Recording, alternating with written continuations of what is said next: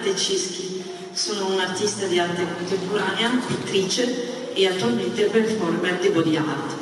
La mia ricerca artistica nasce da un'esigenza profonda di utilizzare il corpo non come semplice supporto ma come territorio di indagine, e attraverso la tecnica di body art creo sculture viventi.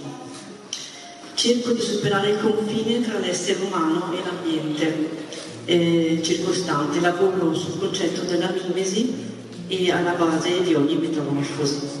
Ogni opera che vedete nasce dal vivo, davanti a un pubblico e con un tempo molto limitato, e lì creo il mio vero dialogo comunicativo. Oggi ho portato 5 tappe. Qui abbiamo il terreno di plastica.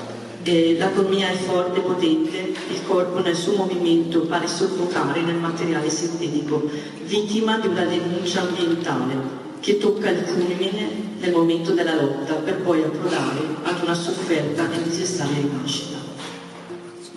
In questa opera vedete il diario della rinascita.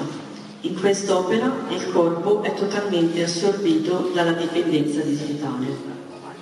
Un corpo nero, annullato, su cui scorrono i numeri del codice binario, rappresenta la perdita della vita autentica, in favore di una realtà virtuale che consuma l'anima. Seguite l'opera che vi sto parlando, il pianeta di plastica.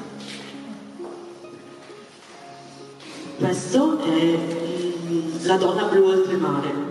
Qui celebro la musa, l'icona della femminilità intesa come pietra preziosa.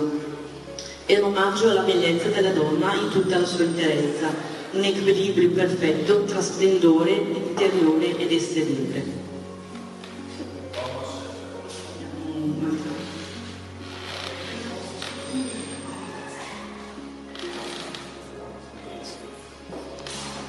Questa è la metamorfosi di Daphne. Qui parto dal mito ovidiano per un messaggio di estrema attualità. La mia Daphne indossa una corona di alloro e durante la performance la lancia con forza. È il gesto simbolico che sceglie la libertà, rifiutando ogni compromesso per non rinunciare mai ad essere se stessa.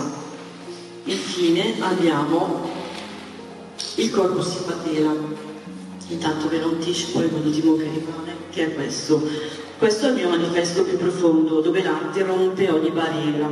Nella performance, l'opera viva, mimetizzata, squarcia la sua stessa immagine dipinta su tela, annullando la bidimensionalità.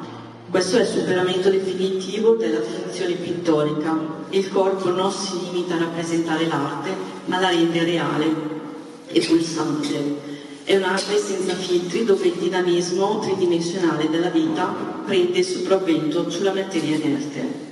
Concludo dicendo questo: la mia visione è un'arte che non si limita ad essere guardata, ma che vuole essere sentita attraverso la pelle. E essere qui oggi alla Sala Carlo Scarpa significa dare a questo linguaggio effimero una dignità e un documento storico. Quindi grazie a tutti, anche ai fotografi e le modelle che hanno collaborato con me, Pittoriamo e il Maxi di Roma. Grazie.